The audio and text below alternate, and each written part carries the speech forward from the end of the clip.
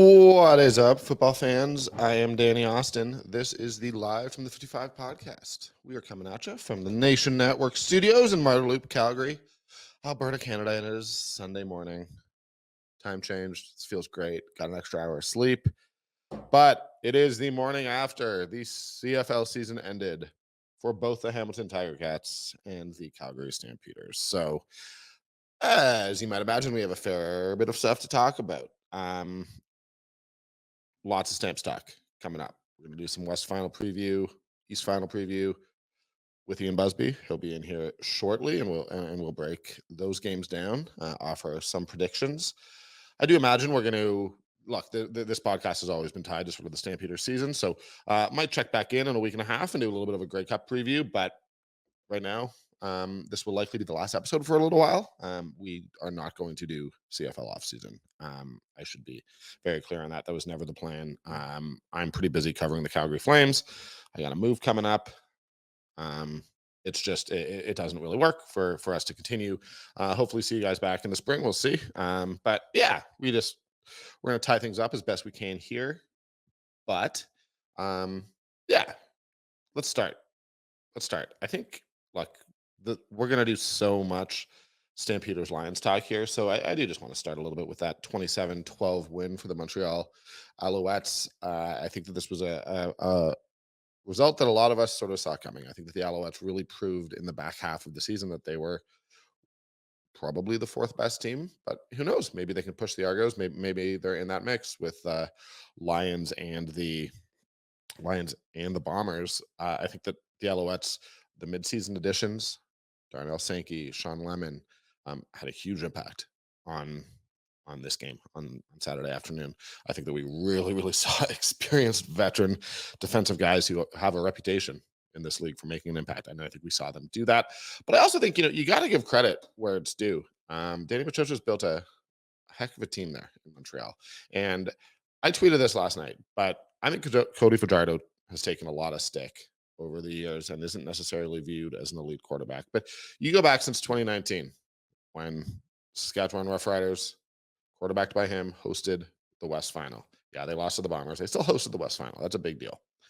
Then they get in 2021, after the COVID canceled season, they get back to the West Final. Again, they lose to the Bombers, but they beat the Stampeders in a weird game at Mosaic Stadium in the West semifinal. But they won that. They got to the West Final. Then 2022 does not go well in Regina. The Riders missed the playoffs. Cody's gone. I think there were people ready to run him out of the league. And now here he is back in an East final. That's 3 division finals in 4 years. I think that Cody Fajardo deserves our respect. That was a really impressive win by the Alouettes. I think that a lot of the talk post game has been about Bo Mitchell. The decision to basically not play him until late in the second half really didn't give him an opportunity to sort of get in his rhythm or really guide the Ticats to victory. It was a decision that I certainly raised my eyebrow about, and I don't know. The Ticats felt they had a better chance to win with Matthew Schultz. What did we see from Bo Mitchell this year? I don't know that we saw a ton.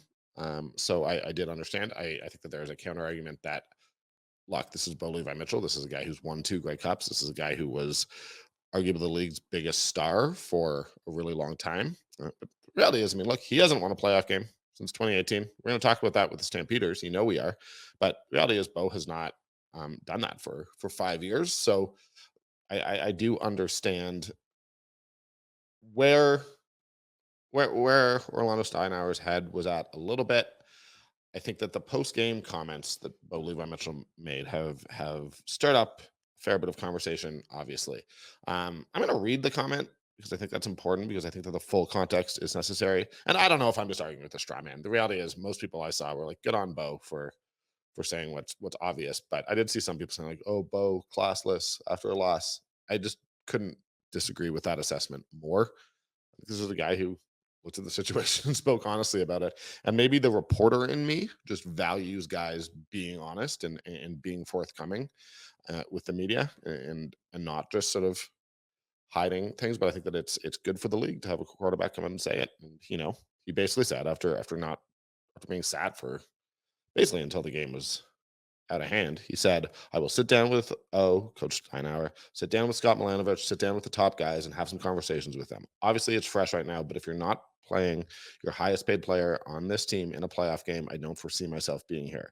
I love this team. I love this organization. I hope I can be here in some capacity because I would love to be a part of it again. But that is obviously for other people to decide. I think that there are a lot of people who have focused in on the "I don't foresee myself being here" part of that quote. Uh, all he is saying is, "Look, I'm paid a lot of money. This team is not paying me a lot of money to stay on the bench." They basically have a decision. You're going to pay me and play me, or you're not going to pay me because there's zero point in having me around on the salary. He's acknowledging that it is in the Ticats' hands. He's not saying I want out of here. In fact, he's saying quite the opposite. He's saying I love my time here. There's no real criticism. It's just him making a statement of fact. Chances are the Ticats are not going to pay Bo Levi Mitchell the amount of money that they were paying him this year if they don't view him as their starter. If you don't view him as your starter, you don't think he's good enough ultimately. Also, shout out to Matthew Shinetti. I'm literally reading this off his Twitter. So thank you to Matthew Shinetti for TSN for posting that. But I have absolutely no problem with that. It's the reality. To be honest, it's something that on last week's podcast with Jeff Hamilton. Jeff Hamilton said as much. He said, look around the league at some of these veteran quarterbacks, Bo, Trevor Harris, all these guys who are planning on playing next year, but their teams have had to deal with their injuries and have started building around younger players. Are those players going are those veterans going to be paid the same amount? Probably not. Is Bo willing to stick around and play for less? I think this is stuff that we can talk about. So why can't the players acknowledge it? I think that to be honest, I think it was a classy move. I think it was an honest move from Bo, and I got a lot of respect for it. I don't know what that Ticats team is going to look like next year. I think that they loaded up for a Grey Cup. They brought in a lot of good players. Didn't quite come together, although they still made the playoffs. And I still think, to be honest, I mean, they got beat by a good Alouettes team. They got beat by an Alouettes team that is on the rise. So we'll see. I wouldn't expect Bo to be there next year. Where do I expect him to be? I have no idea. There are people who have said, "Oh, well, the Stampeders should bring him back in as a coach." I've seen Bo show up at Grey Cups over the last 4 or 5 years when the Stamps haven't been in the Grey Cup. I've seen him show up and do broadcasting work with TSN. I think I've seen him be really good at it.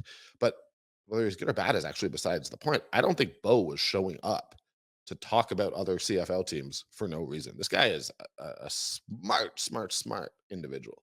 Um, I've had the pleasure of covering him for a long time. I think Bo was doing that to get some reps in because he knows you can't just pop on. I couldn't just pop on this podcast and do this podcast. Took a long time to figure out. Still figuring it out. Not as good as Bo is on TSN, I'll tell you that. So I wouldn't be surprised if he is retiring, which I don't know that he is, and I actually suspect that he's not. I'm sure he'd love to squeeze a couple years out here, and I don't think this is how he wants to go out. But I'd love to see Bo on the panel. I think Bo would be a great addition to the panel for reasons like this quote, where he is just honest, and I think that he is a really charismatic guy who maybe when he wasn't playing for your team, maybe in the late 2000s, if you were a Riders fan, you hated him. But he's been good for the league. He's a great talker. He's a smart guy. And I would like to see Bo, if he is stepping away from playing. I would love to see him on that TSN broadcast. That's not a knock on anyone there. I think that, honestly, I sort of tweeted something similar, and a lot of my replies have just been, oh, this. I'm not taking shots at anyone on the TSN panel. I think they do a decent job. I just think Bo would be a great addition. Um, you're always trying to make your product better, and I think Bo would be awesome. And there's other guys I've always said Derek Dennis would have been awesome on a podcast. But Bo has expressed an interest in going into coaching. Sometimes you need a year or two away. I think that would be a great fit. Stampeders and Lions. Let's transition. Realistically, this is why we're here. Fitting end to the season for the Calgary Stampeders. They were not good enough. That's what it comes down to. We're going to break down why. We're going to talk a lot about that with Ian Busby. 41-30 for the Lions. That's a scoreline that was probably a little bit, the final score is closer than the game actually was. Vernon Adams Jr. was absolutely incredible. I feel so good for the guy. I remember Farhan earlier in the season coming in and being like, everyone says this guy is like this turnover happy, He's inconsistent, all that. Well, you know what's not inconsistent? 28 of 39 for 413 yards and 2 touchdowns through the air, another 3 touchdowns on the ground. If you don't think this guy's a superstar in this league, you haven't been paying attention. He was absolutely incredible. There were times when it just didn't seem like the Stamps had any answer. When the pocket collapsed on him, he reminded me a little bit of Zach Collaros in sort of that 2019, 2021 range, where when the pocket collapsed and he had to roll out a little bit, that's when you were the most scared. He was better under pressure. Now, the Stamps, I don't think that they brought as much pressure as they needed to. And I do think that they could have used a guy like James Vaughters in this game. That's for sure. We will get into their injury situation. But look, Jake went 23 of 34, 304 yards, 2 touchdowns, 2 interceptions for the Stamps. You certainly don't hold that last interception against them. It was just sort of a desperation heave when they were already down and the game was out of line or out of touch. What are you going to do? You wanted to see the Stamps run the ball. Kadeem Carey ran it 14 times for 75 yards. They did run the ball. Look, you wanted to see them give the ball to Reggie. Would have liked it even more, and particularly when they were in the red zone. I get that that's tough when we know the Lions were able to sort of throw double or triple coverage at Reggie, but they did throw the ball. They targeted him 9 times for 112 yards. There's a lot that on paper you look and you're like, all right, well, the Stamps, as Jake said, they fired all their bullets. They did what they could, and maybe that's true. It certainly didn't necessarily feel that way during the game. There were some deeply frustrating moments. I mean, late in the game when they still probably had the slightest bit of hope. I think they had a 2nd and 15 or something like that, maybe 2nd and 10, and they just threw one of these little passes behind the line of scrimmage. At one point, they in the second half, again when the game was still touching distance, they had a 2nd and 3, I believe it was. That's a situation where you have Tommy Stevens. All year we have seen that Tommy Stevens is good for 2 or 3 yards. Just give it to your backup quarterback. Let him fall over his offensive line, gain even if it's 2 yards on the first attempt. You got third down, and instead they do a little pass and they lose yards and have to settle for field goals. And that's the thing with this team is they just had to settle for field goals. I didn't necessarily understand why. This is not a knock on Luther Hakinavanu, but they kind of kept going to him in the end zone. There was just some stuff where it was just frustrating. And look, the Stampeders were not one of the 4 best teams in the CFL this season. Those 4 teams, without question, and I'm not just, you can go back. I've been saying this for a long time. The 4 best teams were the Argos, the Bombers, the Lions, and the Alouettes. Those are the 4 teams that are in the division finals. That is exactly as it should be. That's awesome. Look, the Alouettes have momentum. They might be able to push the Argos. Can't believe I'm saying that, but they might.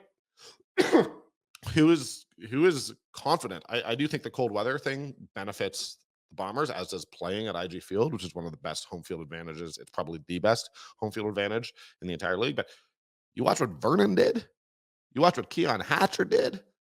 Like you look at what that Lions team is capable of when they are on their day and locked in. Bombers have a test on their hands. That could be a really fun game. So when it comes to the Stamps, and I'm going to say this before we get Ian in, because we're going to talk a lot with Ian. This is just one of those seasons where I think we're going to look back and we are going to say, okay, there was a regression. I don't think that the quarterback play was as good this year as it was last year, for sure. It was not as good as he needed it to be.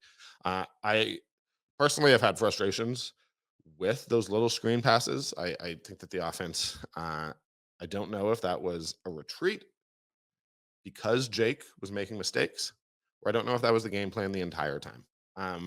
But this team just played horizontally instead of vertically, and I think that we saw it hurt them again and again and again. I also don't think we can have this conversation about the Stampeders without acknowledging the injury situation. Um, it's just impossible. I was told that they had over $1 million that they had to spend on guys on the 6-game injured list. Look, you look at it. I'm looking at their 6th game right now. The biggest one is, look, it's probably Malik Henry. They lost him, week 2 or week 3 to an Achilles tendon injury that took him out. That is not only your top receiver. I believe Malik Henry is probably the Calgary Stampeders' best player when he's on his day. He's the best deep ball threat. They clearly were missing. Guy is 26 years old. He's in his prime. Malik Henry might have been the top receiver in the CFL last season, if we're being perfectly honest. And they lost him early. That is not a guy you can replace. I like what Markin Michelle did, but I don't think Markin Michelle is Malik Henry. Straight up. Then you look at James Waters, their big name, big money defensive end who they brought in. We talk about the Stamps not getting enough pressure. The pressure was largely supposed to come from James Waters. He had, 5 sacks through 6 games. Was really heating up. He got off to a little bit of a slow start those first couple, and just he looked so good. Losing him, I believe it was a torn bicep, might be their most important defensive player. You can argue Mike Rose. You can certainly argue Cam Judge, who should be an all-star, but those are not small injuries. Then you look, how many DBs? 1, 2, 3, 4, 5, 6, 7 DBs. End of the season on the 6th game, including guys like Titus Wall, who were surefire starters. Hugh Thornton was going to be their starting right tackle. These are all like people say, oh, well, next man up. It's not that simple. Like next man up is a cute thing for players to say. It's a great thing for coaches to say. It's the approach that you have to take. But as fans, we also have to recognize that losing your starters, Latrell Jamerson, like like all of this really, really matters. And I saw someone yesterday take this even further, saying, "Oh well, you know, this is nothing against Colton Hunchak, but he shouldn't be a starter as a Canadian receiver on a CFL team." Well, the Stamps were without Clark Barnes and Jalen Philpott. Clark Barnes was great. Now I don't know that he could have kept it up. He was a rookie, big, big increase in playing time, but he was playing great. He was their starter at that sort of Canadian slot back position, if I'm not mistaken, for this first half of the year and was looking great. Jalen Philpott was supposed to be, he had a pretty decent rookie season that was interrupted by injury. It looked like he was ready to take off. He didn't play a single minute this year. Yes, they knew that before the draft. That is why they went out and drafted Clark Barnes and Cole Tucker. I don't I don't know where people think you're supposed to add more depth. Like you can't just find there aren't just a bunch of Canadian receivers out there hanging out, ready to make an impact who are on the open market. So I do think that the injury situation for fans who are angry, this is going to be annoying. This is going to sound like making excuses and what have you. And I don't know that it's an excuse. I think it's an explanation, and we need to acknowledge that. And I still will argue that there are the bones of a good team. With the Stampeders. I will say that I also think that when you have injuries like this, it is increasingly difficult. This is true for every team around the CFL. I am not saying otherwise. If you are downplaying the impact of the American Spring Leagues, the USFL and XFL, they've merged. I don't know what they're called. If you are downplaying the impact of that on the ability of CFL teams to bring American players up who might be able to make an impact, you're crazy.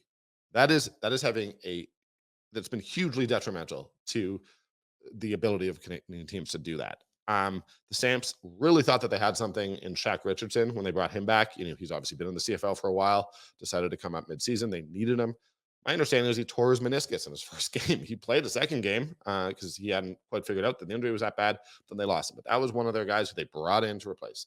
It is just not that easy. And I think that the injury situation, it is so hard for me to separate the underperformance of the Stampeders this year, and it was an underperformance. And I know that it's not good enough for fans or an organization that just expects much better of itself than this. They expect themselves to be contenders, and they were not.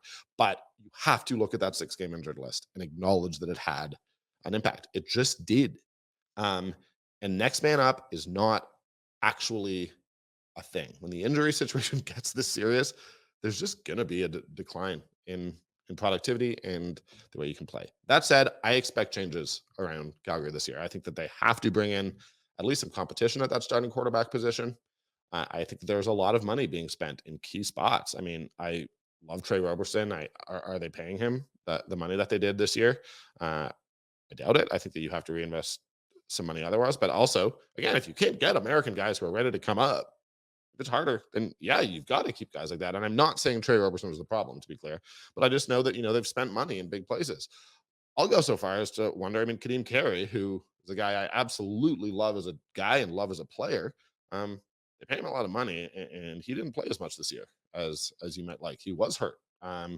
He is a 31-year-old running back. Is that where you're investing your money next year? I don't know.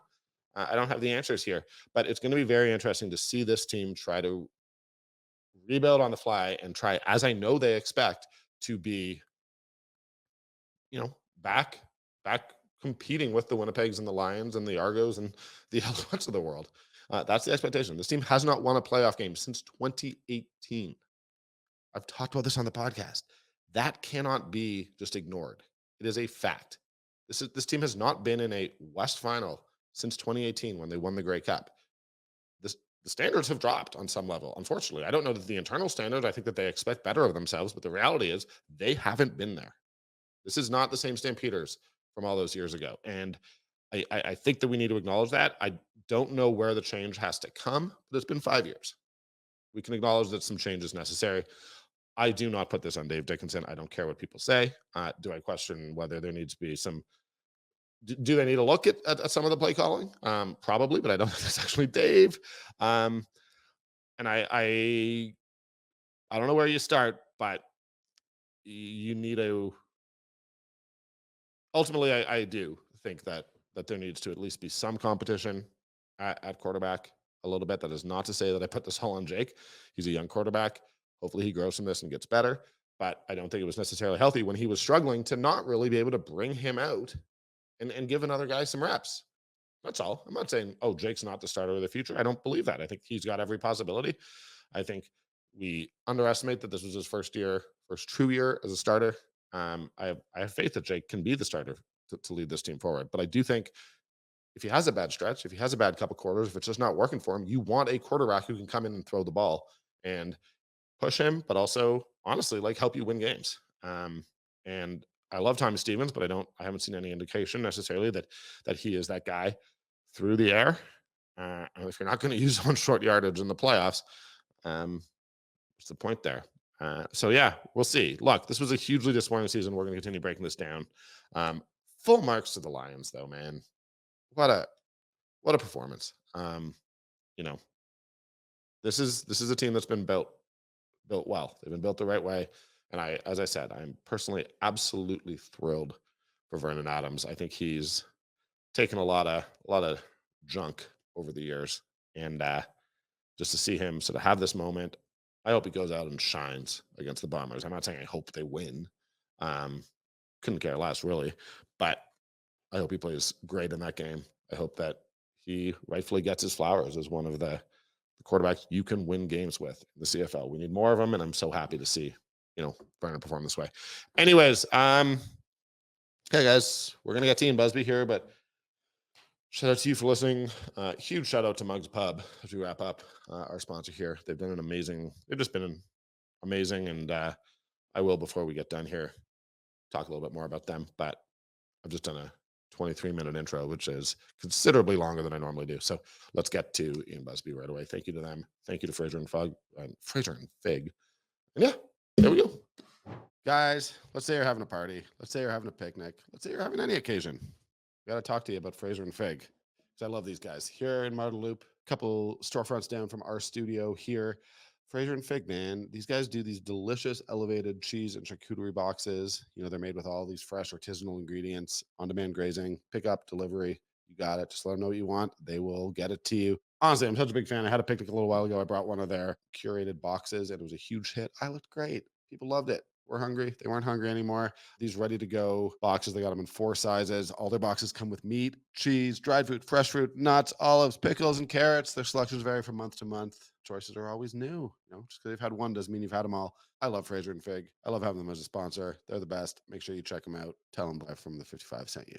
All right, Ian Busby, I got you here. I just rolled in on a Sunday morning with that extra hour of sleep, and we've enjoyed it because we needed after a long day, a long Saturday of watching football, and a disappointing day for Stampeders fans. Yeah, I then had to cover the Flames game after the football. Yeah, I didn't have to cover it. I watched a little bit of that, and I was like, I'm kind of sportsed out for today. So yeah, I was feeling that way. I can promise you that, because I did obviously watch the whole Alouettes Ticats game. I went for. We're not going to talk too much about it because we have. Well, I think I went for an amazing sandwich yesterday morning. With my friend Lee. We'll talk about that another time. I'm interested to hear about the sandwich. I got home. I watched the tail end of Arsenal losing to Newcastle, which was a mistake because it was an extra hour at the start of the day of sports. And then I settled on my couch, watched what I thought was a pretty interesting Ticats Alouettes game, which we are going to get to, but full disclosure, like, gonna be a lot of stamp stock here. And then, so it had been like 7 hours before I actually had to start working for the Flames game. And Okay. I was like, oh no. You're a little mentally exhausted by that point. I was just so done staring at screens. But it was, to be Yeah. honest, the Flames played really well. Well, I was watching some Oilers action before the CFL East semifinal and then the West semifinal. So I got my fill of, and then I was like, wow, the Oilers I need to like read a terrible. book or go to a ballet or do like something that doesn't involve packing up my apartment's such a mess right now because I'm moving. Like, Yeah. and then or watching sports. I'm just gonna start here. I'm gonna, rather than just opening the floor completely, the Stampeders season ended the way it should have. It ended the way most of the games have gone, Yeah. where they just weren't good enough. They came out hot. They, they had a nice game plan to start out with. Bang, bang. They're down in the end zone. I'm like, okay. It made me reminiscent of the 2012 West final when Calgary was going into BC as a huge underdog, and Kevin Glenn fires to Maurice Price on the first play. They knew exactly they were going to target the safety. Can't remember his name now, but they were targeting a Canadian safety. They knew if he bit, they were going to be wide open. It was like, bam, okay.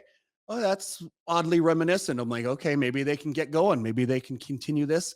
And then that interception early was a bad early turning point. Just not a very good throw by Jake, and not. There were a couple turning points. Yeah, and that was like an early turning point where it was like, okay, you suddenly you feel like you got them on the mat. There was a 2-and-out.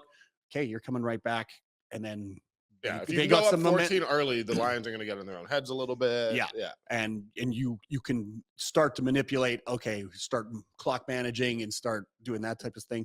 Didn't work out that way, and then Vernon Adams just caught fire. Like that first half was like, I remember you mentioning the Zach Collaros against Saskatchewan first half. This one was like not maybe as perfect, but this was like, okay, 2 touchdown passes through the air, 2 touchdowns running the ball, and he just was unstoppable. And they I mean, I said in my intro that he reminded me of sort of peak Zach in the sense that when the Stamps brought pressure on him, he was actually at his most dangerous. Like, yeah, you almost felt like, oh, well, you should sit back and not put pressure because he's so good at scrambling out of the pocket and finding. But then if you don't, he's just going to get enough time to find. And he was Keon great. Hatcher and he was great in both situations. It's like, and you saw. I mean, I actually thought TSN did a really nice job isolating like parts of individual plays. And there was a play where Isaac added Yemi Bargland. Basically, I mean, he was 5 feet. He had to commit to going in for the tackle or holding back and trying to block, and he had no idea what to do. No, and that's not a knock on Isaac. That is literally just Vernon was playing at that level, is so quick on his feet, is so intelligent, and then he was firing bullets. Yeah, he was firing into. I mean, there were probably some holes in the defensive backfield that you didn't want there, but he was also. But you got to find them and you got to hit them. And right? to be honest, like he was also firing bullets into like very tight spaces at times. Like he just played like the Stampeders had no answer. He doesn't look like he's hobbled at all. But I thought that knee injury a month ago in Hamilton, I thought maybe he was going to have some residual feelings from that. No, he seems totally fine. He's moving around well. He's making good decisions. And I think we said that last week. I was like, yeah, whatever team comes out of this West final, I feel pretty good going into Winnipeg. I mean, it's just like that's the bonus part about winning your semifinal game is you got some momentum from this playoff game. And now the Lions look like they're like, when you don't have Lucky Whitehead, he's just sitting on the bench and you're not even using him.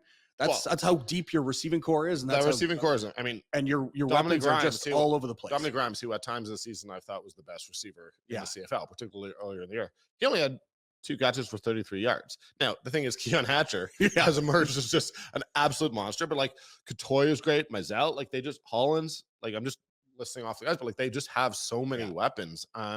And like, so do the Bombers. So we'll end off this sort of segment with you looking forward, but I do want to maintain our sort of focus on the back. But look, I have a lot of issues with some decisions by the Stampeders in this game, and I'm not going to like sugarcoat that.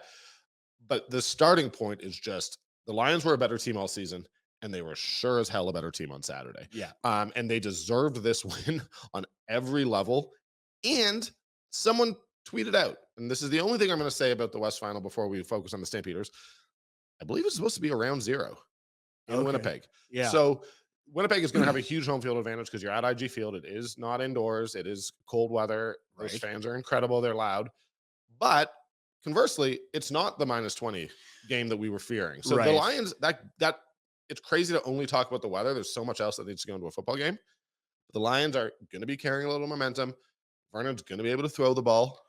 Well, and if he's running like that, maybe he's just going to be able, maybe they can come up with a game plan to avoid those defensive ends and find some holes in the Winnipeg defense, because the Winnipeg defense has struggled against mobile quarterbacks in the last year or so here. So if that continues and Vernon Adams is Jr. is just as mobile as he was in this game, and if he can continue that, if he starts running, and like that was the thing, it was like there was just like, oh, damned if you do, damned if you don't. If you're going after him, and then it's just a when he's playing at the top of his level, he is one of the best quarterbacks in the league, and he can go out and win against anybody. And one player does not make the difference with the Calgary Stampeders. But as we focus a little bit to be doing sort of an obituary and Yeah, hopefully, I don't know what you call it, postmortem, I guess. postmortem. Yeah, like I did.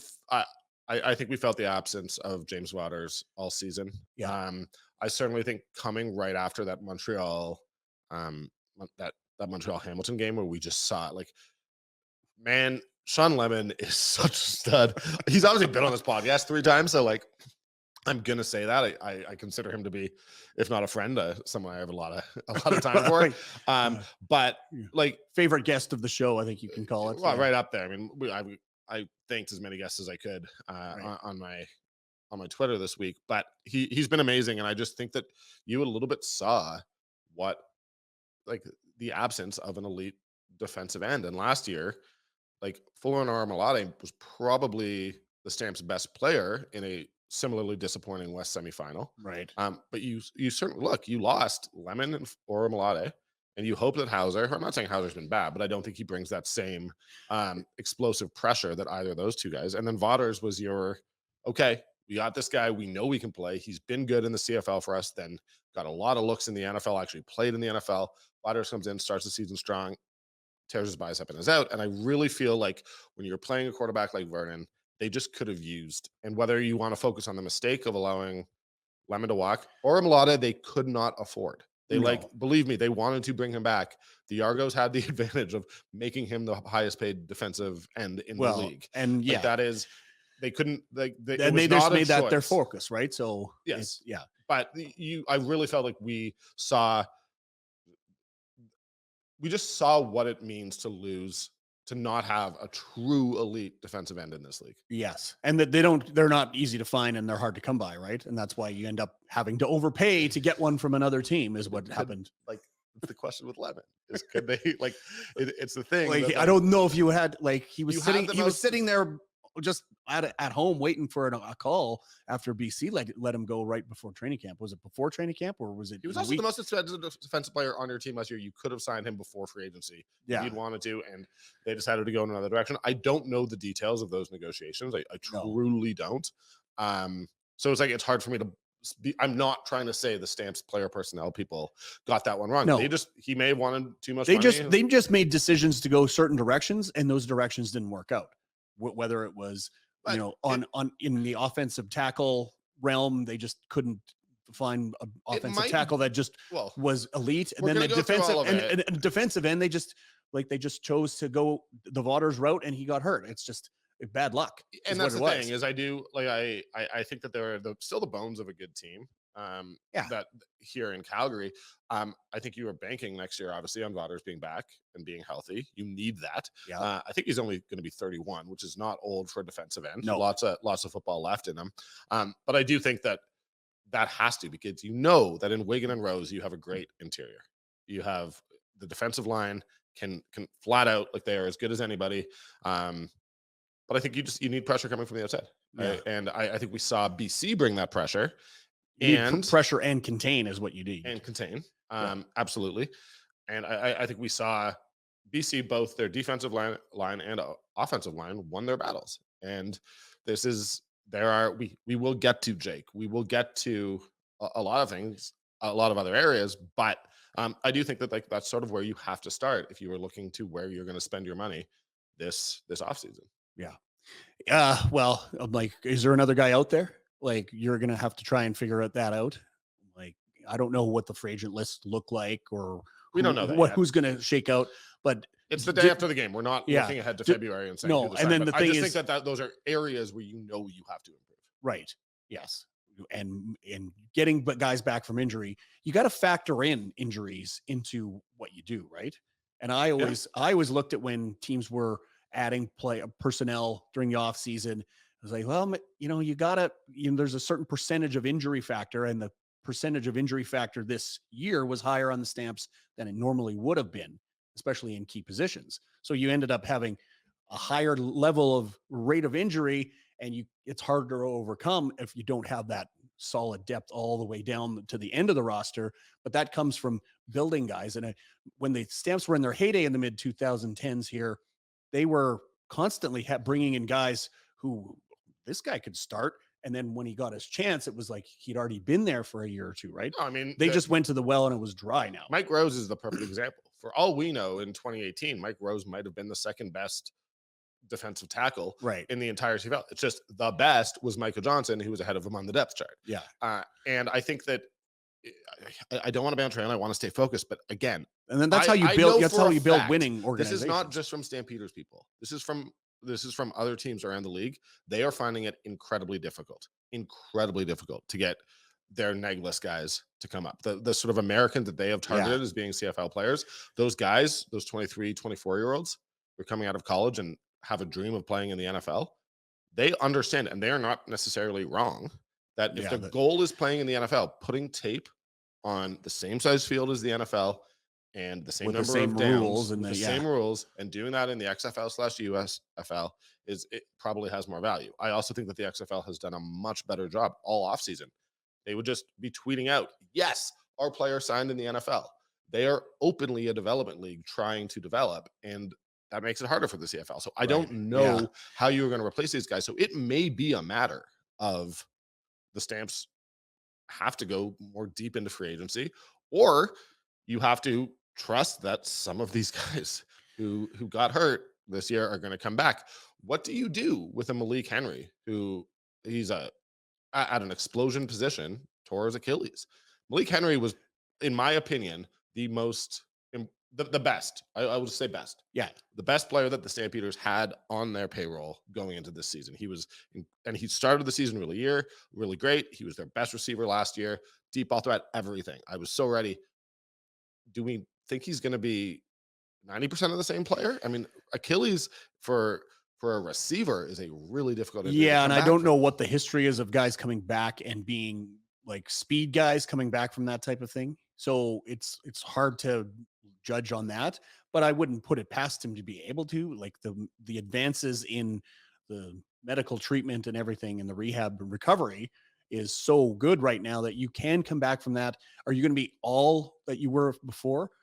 Maybe not, but if 95% of what you said was the best player coming into this season, he's still going to be an asset and somebody that can, lead your team in offensive categories. Achilles is always the one. I think ACL, MCL, I have full faith in players sort of coming back at this point. I think medical science is advanced. Achilles still makes me very nervous. Yeah.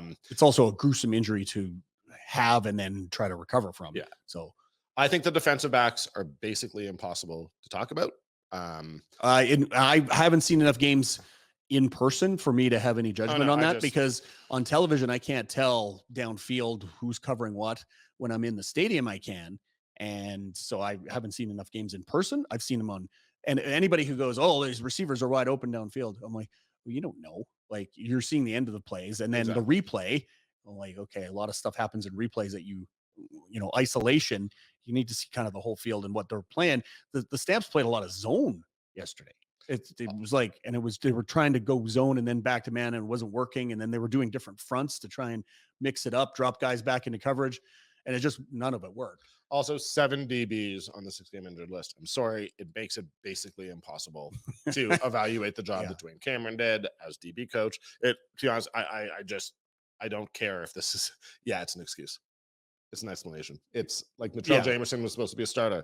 Titus Wall was a starter. Like all of these, Julian Charles looked like he was going to work his way into being a starter. Like these are just at some point. This is the CFL. It is small rosters. When your depth is tested to this extent, Yeah. I'm sorry, I will not. Like it is an explanation, and I have trouble with it. People are like, oh well, you can see the holes in their scheme.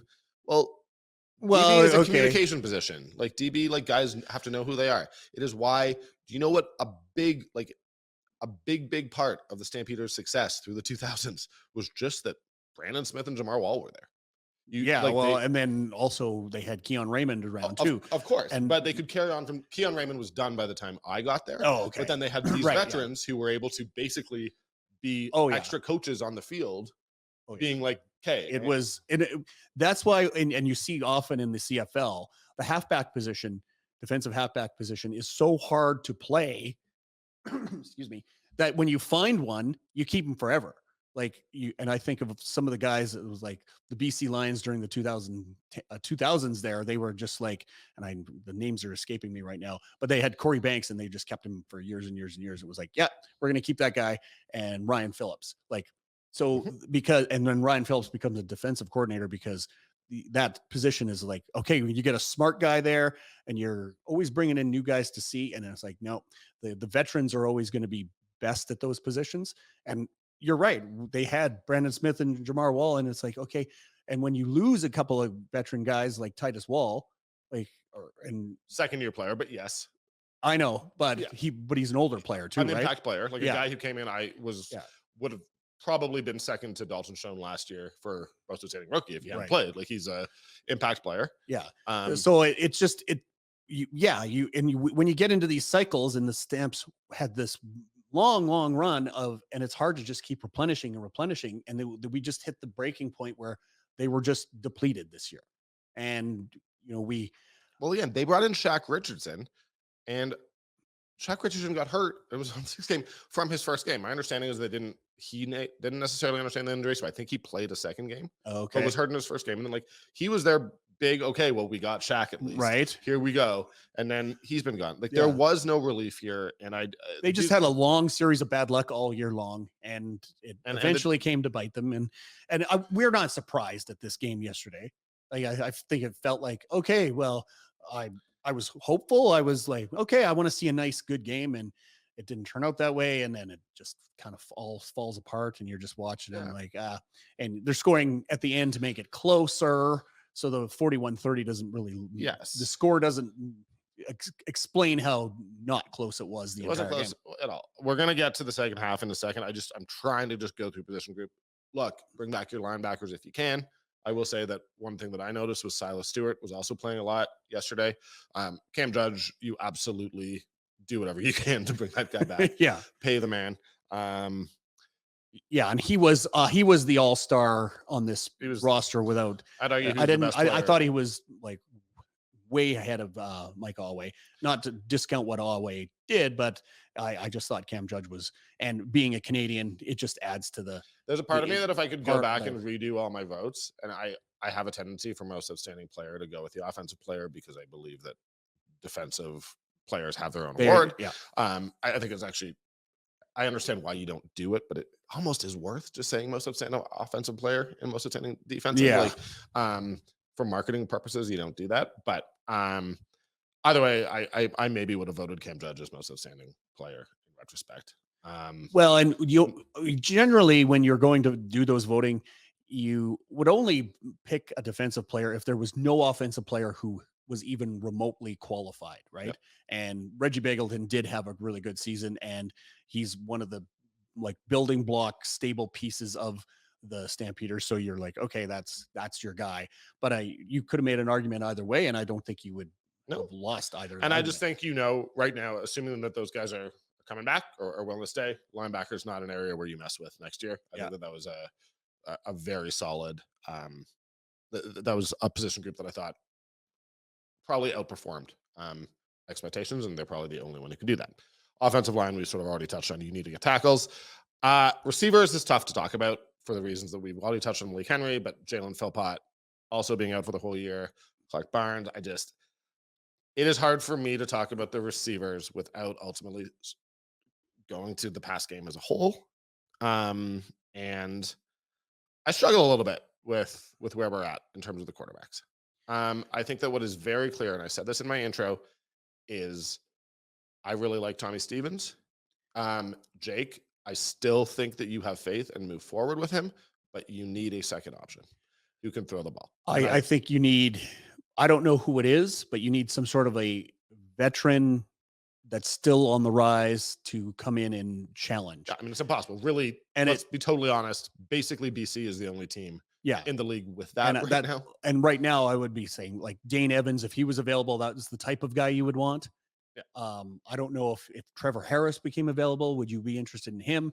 Because at his point in his career, I don't think he wants to challenge. I think he just wants to be a starter. I just think or Jeremiah Mazzoli might be available. Yeah. So I don't know. The way I look at it is like, I still have faith that Jake can turn around, but you need somebody has an option. There was just no option. Well, that's the thing. Jake started all the games this year and threw all the passes. And if Jake struggled and you were down, let's say like it's a 20-6 game where you're like, all right, we're going into the fourth quarter. We have a shot, but like Jake doesn't have it today. We need a spark. Yeah. We need someone else to bring in. I think that while I like Jake and have faith, and I have always maintained that he was a first-year starter who was sort of treated as this veteran. He's still young. He's still 26. I should probably make sure before I say that. Jake, I know we always be off the top of your 26, head. Yeah. And so I think it's absolutely worth. I am not saying you move on from him, but I am saying that like in those situations, you need more depth there. Yeah, you need more depth there. You need someone who you can rely on to go in, and if the quarterback's the problem in a game, then you can put him in. And I don't know how much, because there was so much yesterday that I was like, was the play call like I understand why they were trying to force the ball to Luther Hakanavanu in sort of the end zone, because he is taller. Yeah. And I think that last year I remember specific games against BC where he was able to outjump the DBs. So that's like why you do it. But when it doesn't work and you go back to it, I'm not totally sure. I believe that I'm a big believer in you put the ball in your best player's hands, but like that 2nd and 3, I referenced this in the intro. Your 2nd and 3, the game is still within range. Why aren't you giving the ball to Tommy Stevens and saying, go get us 2 yards on the second, and then two yards on the third? And instead they do this little pass to the sideline that doesn't work, and they lose yards and have to settle for the field goal. That seems like a no-brainer. And I don't think that's on Jake, right? Like there were just so many plays. And I tweeted at the end of the game, I was like, I respect that the Stamps are going out the way they came in, just short yards behind the line of scrimmage when they need 15. I don't think that's on Jake. I think that's play calling, but I don't understand it. And I said, going into this game, you have to live and die with Jake throwing the ball downfield. You have to play vertically. You have to take the risks and accept that there may be mistakes and that it may cost you the game. But this was not going to beat this Vernon Adams Lions team. Like these short little passes, these dinks and dunk, they weren't going to work. Well, and I don't know. Go out on your sword. What was open downfield? I don't know. I haven't break down the game tape yet, and it's hard to see when we're watching on television. But what I did see in the first part was they were pushing the ball, and then that big pass to Mark and Michelle, and you're like, okay, now that feels like okay, we got to continue with that, right? And then did Jake get a little gun shy when he throws the interception? And that's what we don't know, because we don't know what's being called. But and then did they get a little gun shy when he?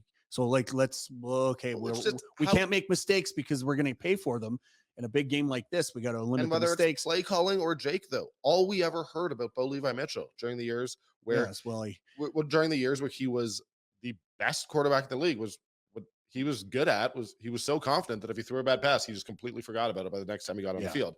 And if the thing is the Stamps got gun shy because of an interception in the first quarter, well, that's a problem. You're not supposed to get gun shy in those situations. You're supposed to be going for it. Stick to the game plan is what it is. And right? I think that it is like, I'm not a football coach. These guys are so much smarter than me. So I'm so resistant to the idea of me coming out here and calling out play calling. And I don't know if that's what it is. But what I know is that so many times this season, the Stamps looked, even when they were down, they looked afraid of the big mistake.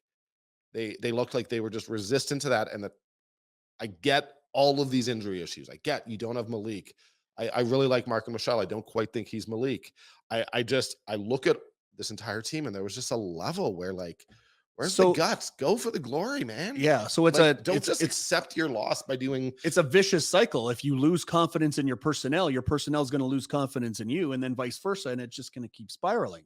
So and maybe that's what happened. I don't know for sure, but You it don't. it just felt like it was like this team has enough offensive weapons that they should be able to push the ball downfield and then open up that running game.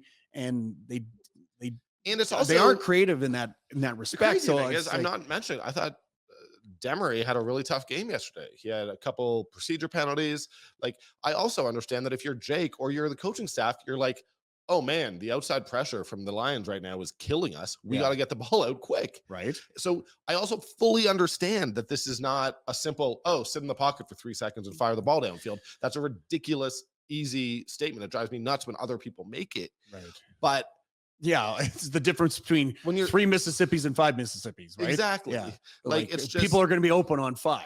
Yeah, you're not open on 3. Well, that's and if tough. you don't have the time and you're just going to take a sack, we have well, to pass. We have to exactly. throw it or throw it away or risk a mistake. Yeah, and So maybe it's as simple as go get experienced tackles, and you'll have a little bit more time in the pocket, and you'll be able to make those plays happen. I don't know, but it like all season was frustrating, and it was yeah, frustrating yesterday that when the game was on the line, because make no mistake, the second half starts with a turnover, yeah. and they settle for a field goal. You had to get into the end zone on that play. Like the opportunity Well, was and opened that up. was the problem. They were settling for field goals way too often, and was like, okay, well, when it came down to Renee was 5 for 5, and it's like, yeah, it's great that he's Oh, hitting them, but you need to turn a couple of those into majors because the other side was scoring majors, yeah. and if you're going to trade majors for field goals, you're not They also had going to stick with them. they also got possession back when Cody Grace was hit, which was Mhm. like a golden opportunity that was basically gifted them. Got a new set of downs.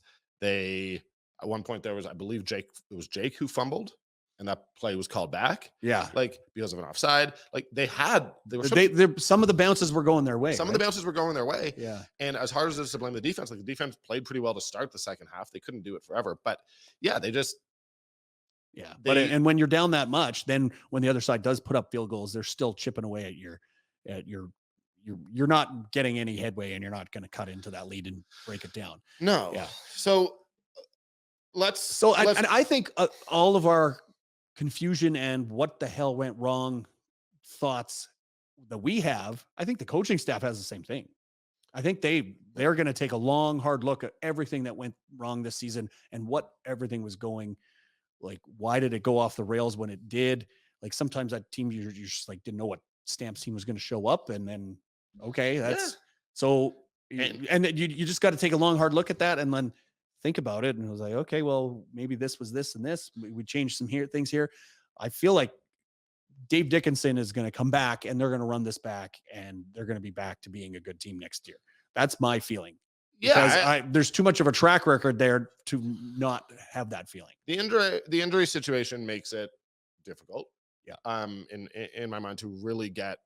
I'm not going to grade anyone here.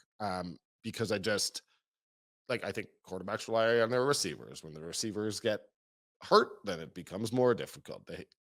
I think the receivers rely on their quarterback. I think that the quarterback relies on your offensive line. I think every piece, and when all of those pieces are somewhat decimated by injury, it is difficult. But there's also a standard here in Calgary. These are the Calgary Stampeders we are talking about. And to be honest, I sense, in part because I'm someone who I think a lot of Stamps fans like can yell at when they no, but like when they're really trying. Exactly. When they really want to voice their opinion about the team, they go to you. Yeah. Sort of, right? Like nobody comes to me anymore, which is great. Well, and I'm actually not saying that it's negative. It's part of like the fun of the job. Is that 100%. I get feedback on the team, and sometimes people just want to yell, and want to vent their frustration. And I have no issue with that whatsoever. But whether it's Twitter or my post media email, I do get a lot of frustration. And the only frustration I got about this podcast was someone saying I talked about stats too much. But whatever. It was the ongoing joke all year long. So I know we're not, honestly. And now stats don't matter. The season's over. I think that there is a real frustration from the top down with this organization. I think that Well, and everyone recognizes Jay McNeil is doing a great job. So there's absolutely no criticism there. But I think people want to see an investment in the entire product, and I don't think you can fault the way that they spent their money on players this year. They had $1 million on the 6-game injured list and they yeah, spent it. And they tried to bring guys in. There can be no fault there, but I think people are frustrated with the stadium. I think people are frustrated with ultimately some of like the outreach to fans. I think that well, and you saw the frustration being like they're voicing their opinion by not coming. So the Stamps had the largest attendance drop of the league this year, and 7 of the 9 teams had an attendance increase. So interesting. I hadn't seen that. That's interesting. well, and these were numbers put together by 3 Down Nation, and I trust their numbers. Fair. And it was like, yes, they are not trending in the direction that most other teams are trending in, which is not good news. But I wouldn't say it's impossible to turn that around. I think you just need to have a bit more winning, because winning brings them in, right? And the challenge from a business perspective is that these things are a little bit linked. And I think that the challenge is going to be, if you are sort of running it back after a 6-12 season where you sort of limped out in the playoffs, how you're selling. Yeah. Well, what's your selling point? Who's on the poster for the next year, right? Yeah. Like, okay. Like usually you have a big 3 on your posters and you're like, all right, these are our guys. And well, Reggie Begelton's one of those guys. And Reggie's got to want to come back. Yeah. I know he's a guy who cares about winning. But but where do you go? You probably have Mike Rose, Cam Judge, and Reggie Begelton for now. Yeah. Because as I said, I think that if you can get Kadeem Carey back, you obviously want him. He's great, but how much are you paying a guy who didn't play that much this year? Right. I think that there's going to be a question there. I think there's questions there sort of across the roster about some of the areas where they paid guys really well. I'm not going to go into names right now because I know some of them listen and I don't want to be seen as you guys deserve all the money you can get. Yes. One last thing. Yes, then we're going to move on to 5 minutes. I really hope Peyton Logan's okay. That was a massive collision. I haven't seen too many of those in my time, and it was just horrid to watch. I mean, the guys on both sides. That was awful. Yeah, and I don't think there was no malicious intent. They were just going full speed, and they just smacked right into each other. There was no malicious intent. Yeah, and it was just like that's what happens and this is why, and this is the reason. I want to actually make sure that this is the reason the NFL has basically eliminated kickoffs from their games, because they, these type of injuries can happen on special teams when these guys are absolutely flying.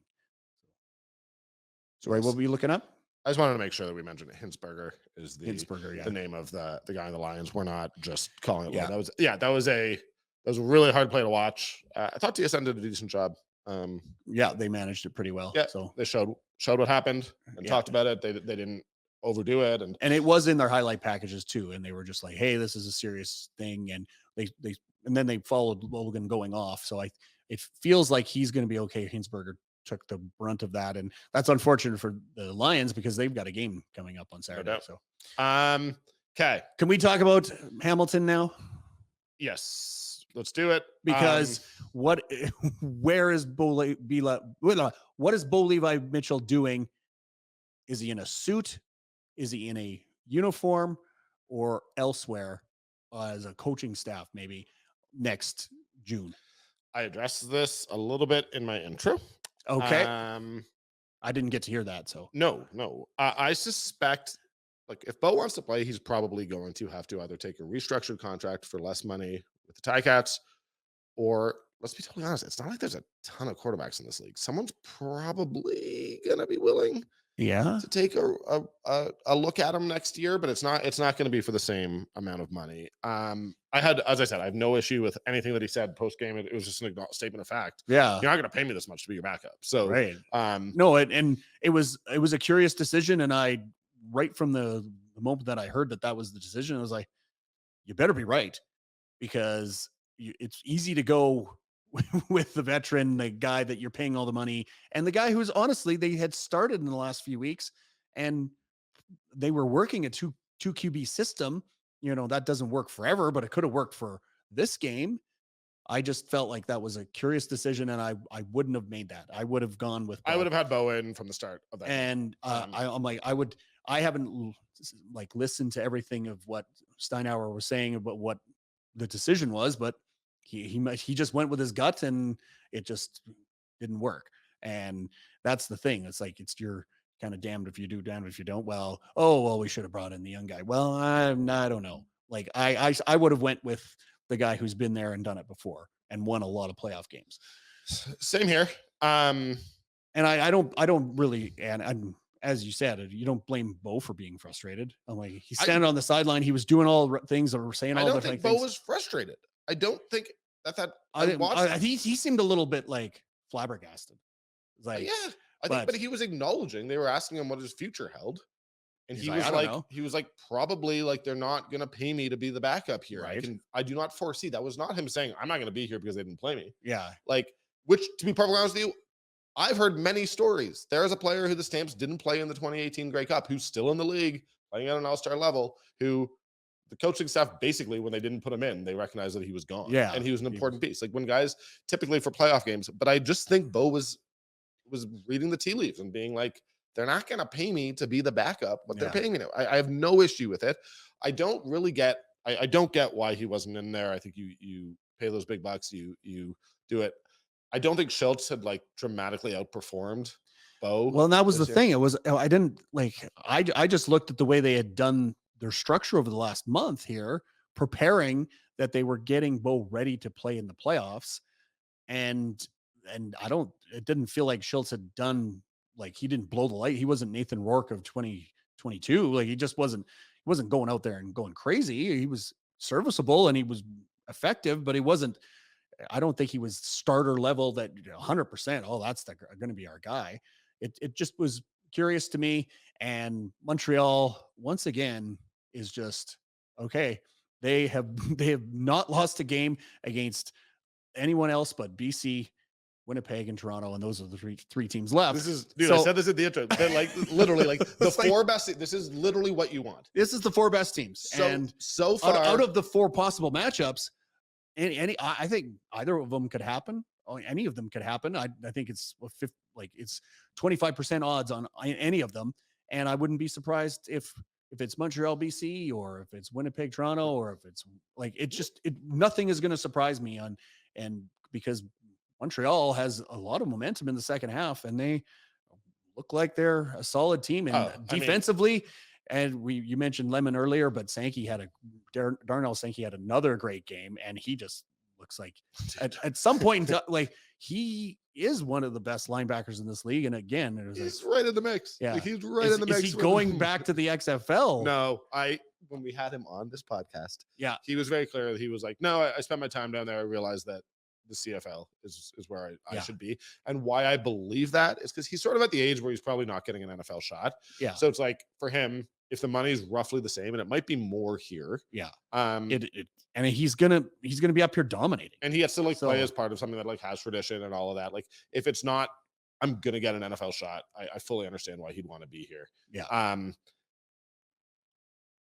Couple things about this game. First of all, I'm so happy for Jake Hardy. Like, yeah, well, as he started to bobble that ball, I was like, no, and then he pulled it in and went to the end zone. That was great to see for him. I don't know Jake Hardy super well. He was obviously with the Dinos, but like, that's a guy who, I thought he was out of the league. Him coming back in that moment, like, that was really cool. Fun, yeah. And that was a great read on a collapsing pocket, and Cody Fajardo just like dumps it off to him, and he hits the end zone, and that was the killer. That was the 100%. That was the one that sealed that victory. So. Again, to repeat myself, because Cody Fajardo's been in he's been in division finals 3 of the last 4 years. Like, put some respect on this man's name. That's just another quick note. Chris Edwards, is he worth it? I honestly, I saw the end of that game, and then it was like, I saw the name on the back of their jersey, and I'm like, maybe he should sit out first third of next year. Like, I don't like, this is a guy who's been suspended multiple times, right? Yeah, 100%. And for really, like, okay. And the TSN cameras had the mic right on Jason Moss. This is what I want to say. Jason Moss walked over to the ref, and he's like, these guys know they're going home. They're acting like jerks. Basically, I'm paraphrasing. Like, you can't kick any of my guys out, and I don't want to risk any of my guys getting suspended for defending themselves. Like, part of the culture of our league is I mean, sometimes rightly, sometimes wrongly, but like I generally think TSN does a pretty decent job with his broadcast. So I am Oh, yeah. very resistant towards criticizing them. There are a lot of people who just love jumping on TSN. That was such good broadcasting. Oh, it was great. Oh my, Yeah. like just they were there. They caught the head coach saying a completely rational, like, Yeah, what he are was my guys- not, and if you kick my guys out and get my guys suspended when Hamilton picked the fight, yeah, Antwi should not have run on the field. That's the one area where I Right. like have a little, but like yeah, but you kick him out for this game, but again, it's like we like get a hold of it because they're trying to start crap, yes, and it was clear. It was clear that, and the guy who was starting crap is the guy who generally starts crap. Yeah. So I thought it was such Yeah. good TV in that moment because instantly, like if you were at all confused about what had happened, instantly you understood like the emotion of that moment for Right. Montreal and Jason Moss and him being like, And- I just want to get my guys off the field safely yes, and without causing more trouble. But also, this is a highly competitive sport with men in their early 20s, and it's going to be hard to get them to not respond if Chris Edwards is punching them in the face while they're and then grabbing them by the helmet and Yeah. throwing them across the field. Yeah. exactly. It But was such good TV. And also, kudos to Jason Moss. His previous head coaching stints, he was known as a hothead, a guy who would, kick the water cooler over and act like it just loses cool, like me in a rec hockey game, acting like an idiot out there. Like he's gained a composure that is worthy of being the head coach and worthy of a guy who could take his team to the Grey Cup again. So it just feels like, I mean, Montreal has become, and I don't know who said this, someone did. Like, let us not forget that oh my God, 2 years ago, they had no owner, or like a year No. ago. literally, like Yeah. going into free agency when Eugene Lewis and everyone was like, "Oh, they're not signing players." They're not able to sign players because they don't have any ownership. They I have will no be stability. totally It honest was with like, you, January, February of this year, Yes. I wondered whether I was like, "Are they going to be able to play? yeah. Like, Are they going to fold it up? Are they- And has folded in Montreal before, so it was like And now it was here a they general are. fear, and now here we are in the East Final, and they look as like capable of going and winning the Grey Cup as any team. Yeah. So Um, kudos, Either way, I kudos mean- to everybody in Montreal, and some, Yeah. Danny Machocha's taken a lot of heat over the years, especially in this market, because they would make fun of him up in Edmonton. But he's had a long, good career of just building programs and fighting adversity, and then this one was like really put it together. So heck of a job. Yeah. Heck of a job.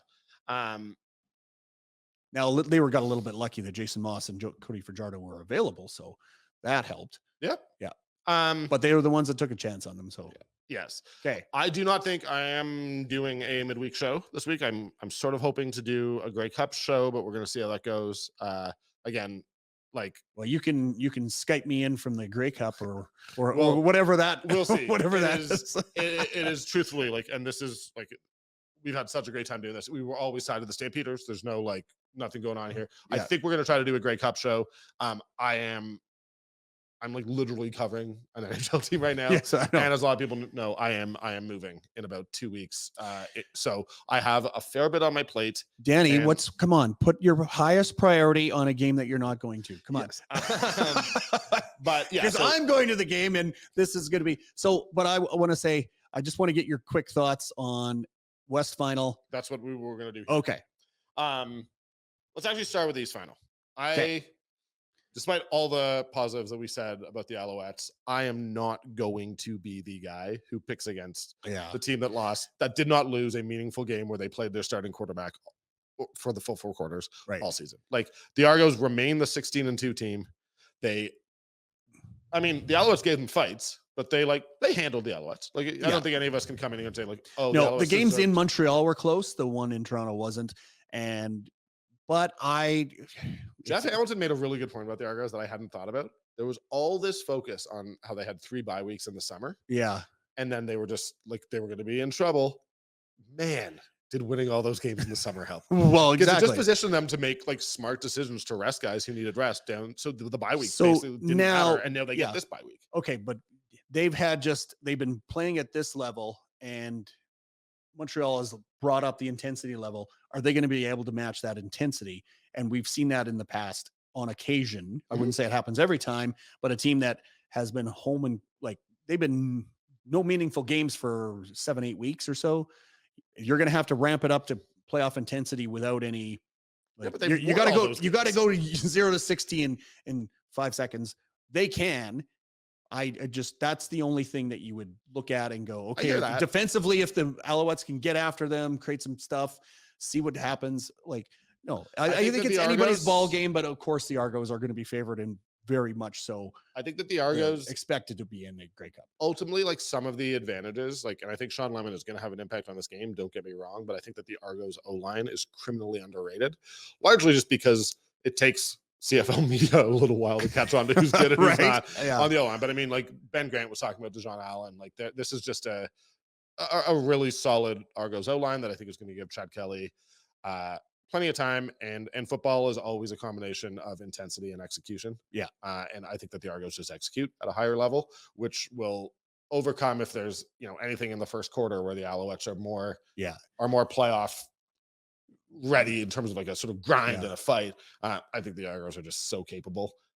Yeah. I think this is going to be a good game though. I 100%. I mean, it can I be watch a good them all, game, but and the Argos can still win by 14. yes, and that's the thing. So one of the things I hope is a big crowd, a good crowd in Toronto that is into the game and gives the atmosphere. I have a feeling we're going to see it.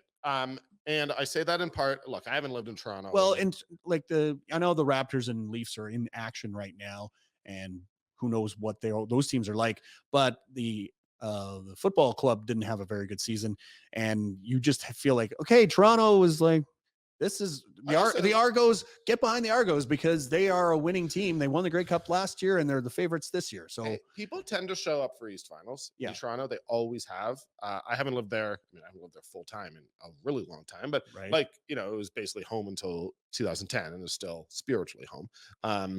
But there is something about a Toronto-Montreal game. Yeah. That like Toronto-Hamilton is huge, obviously, for the CFL, but like Toronto-Montreal, no matter when it's happening, a playoff Toronto-Montreal matchup just hits different. I'm willing to predict a sellout. If it's not a sellout, it's still going to be a great atmosphere. Playoff games in Toronto, people come out. MLSE puts a little bit of marketing muscle behind it. Don't be surprised if you see Chad Kelly. Well, he was at the Raptors game the other day. And don't be surprised if he's there again. But like, I expect that we will, like MLSE does a nice job promoting the playoffs. And and it's like a chance to go down to Hamilton for the Grey Cup, and that's going to be enough oomph to just say, hey, this is going to be good. I just really do suspect. I have no worries, and I say that as a born and raised Torontonian. I think that we've seen positive momentum, and people are excited about it, and I just think that you say playoffs and people show up, and there's just, it matters. Toronto-Montreal still matters. And I think people are behind this Argos team. Hopefully they've used this bye week to like build up a little bit of hype. I don't know. Like, get your guys on the City TV morning show. There's all that stuff. You get DeVaris Daniels on a morning show. He's going to charm all the people watching it. It's going to be great. So until I see that it's a bad crowd, I'm going to be expecting something great. Yeah. Haven't looked at the weather forecast either, but it's generally not that bad right now. I mean, depends who you talk to. Lots of people complaining about it. It's high of 8. So high of 8, and it's not the late game, so it's not that bad. No, and it's going to be a 3:00 Eastern start, so it'll be great. Yeah, it'll honestly, that game, lots to be excited about. Hopefully, the CFL puts its marketing muscle and shows up for press conferences. West Final. Winnipeg versus BC. We've been talking about these two teams in the West all year long, and they had a collision course. Exactly. And BC goes into Winnipeg and kicks the crap out of them to start the year. Winnipeg returns the favor in Winnipeg again, and then the third game in BC, and that game was the game of the year, probably game of the season. Yeah. So this is going to be awesome. It's and the atmosphere is going to be great. There's going to be about 2,000 individual crowd shots. Like, if you're in the crowd there, and if you're in the lower bowl, you've got a pretty good chance of being on TSN, because they're just going to keep focusing on different crowd, crazy costume. Like that. Have out of the West, there were 3 reasonable picks for most outstanding player. There was Brady Oliveira, who got the nod. There was Zach Collaros. You have Vernon Adams. I think now we look and we're like, oh man, Keon Hatcher was pretty good. Not that he's a nominee, but like, you might have the like 10 of the 12 best players in the West Division going at it in this game. You Oh, yeah. have offensive talent. You have elite defensive players. The best defensive ends in the league might be Willie Jefferson and Matthew Batts. So you're going to be getting these quarterbacks, these great mobile quarterbacks under constant pressure. You just have literally the two teams who basically since week one, we were like, huh, Mm-hmm. all right, well, the Argos are doing their thing in the East. Right. But these two teams, looks like they don't like each other either. Looks like they got each other. Well, and this was they faced each other in last year's West Final. Yeah. So this is a rematch, and BC's now like, are you guys for real, BC? Like, well, and look at the stakes for both teams. If you're BC, you've been knocking at the door to be considered truly elite now for 2 seasons. You lost your starting quarterback, brought in Vernon. Vernon winning the Grey Cup solidifies him as one of the elite quarterbacks of his era, which I think a lot of people didn't think.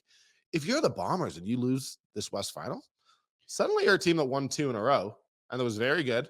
You won 2 in a row, but that's not that different. It doesn't make you this generationally defining team. You need to win this. You need to go to. There's a lot of veteran players on this team. Yeah. You're getting towards the end of that. Like, are they still peaking, or are they going down the other side? A year ago this time, we thought, well, the Bombers are going to cruise to the Grey Cup. They'll have won 3 in a row. This is the team we're going to be talking about on CFL circuits for 30 years. If you lose this one and you only got 2, there's lots of teams that have won 2. Nah, not too many ones of 2 in a row, but but I'm just saying, it was a season off between that.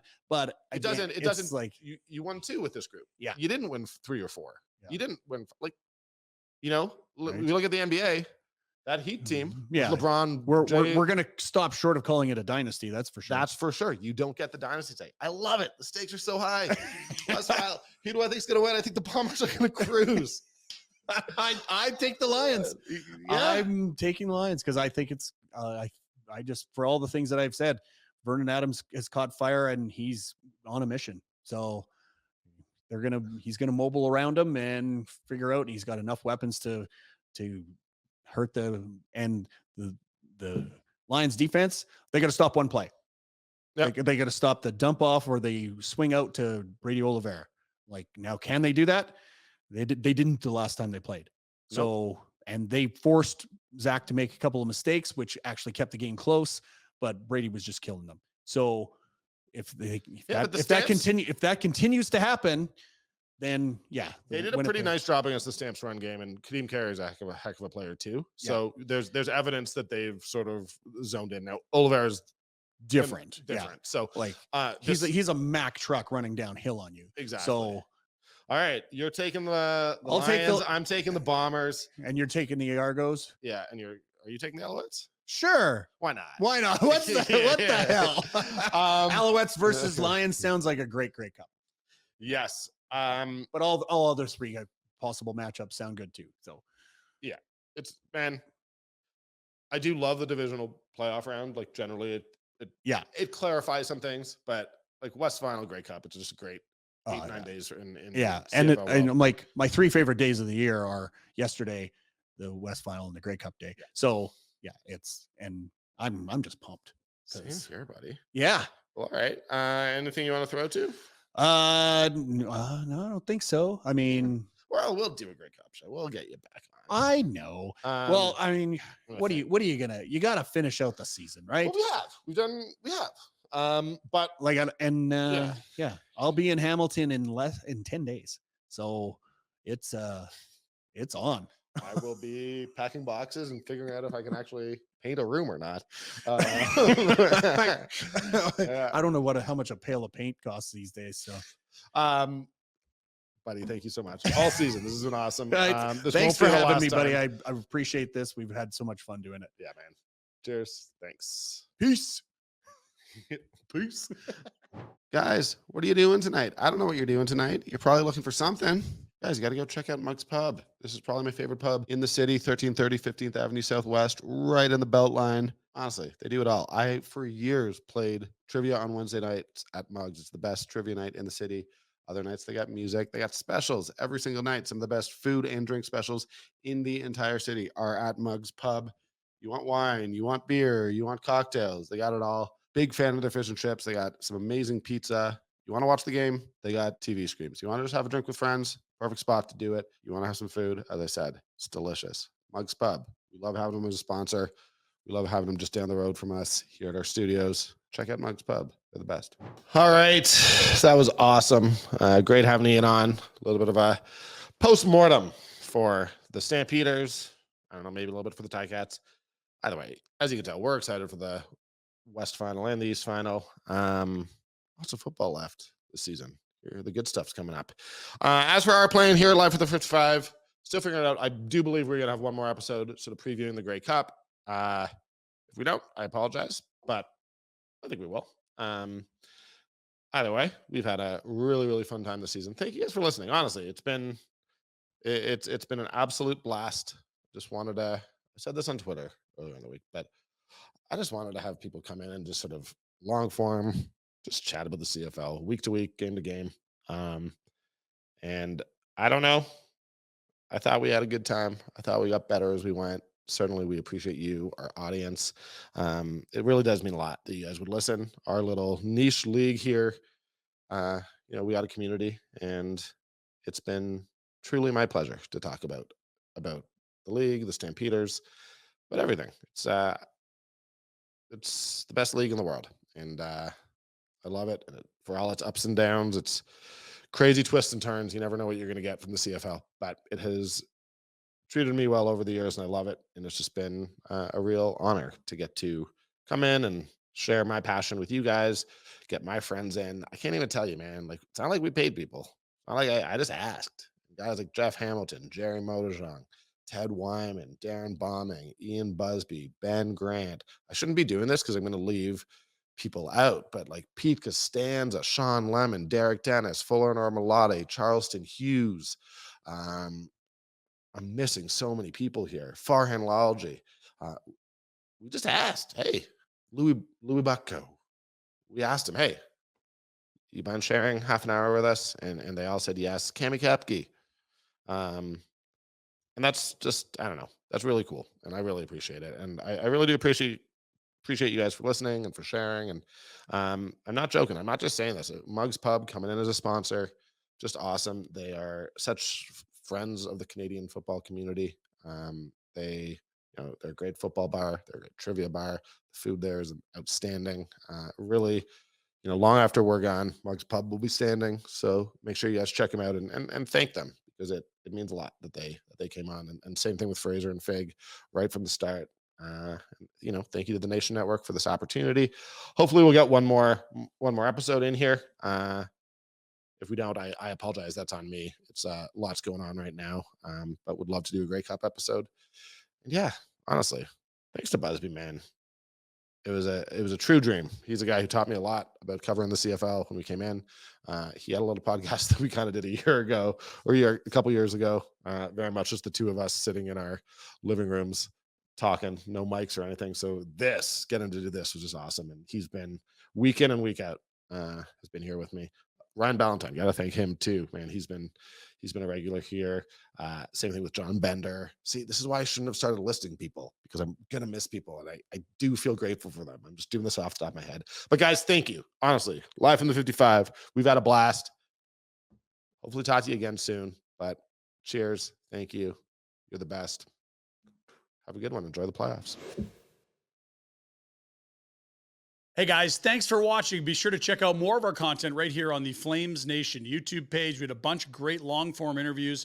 You can check out some videos we've done as well outside of the studio. And of course, if you want more writing or merchandise stuff, flamesnation.ca or nationgear.ca.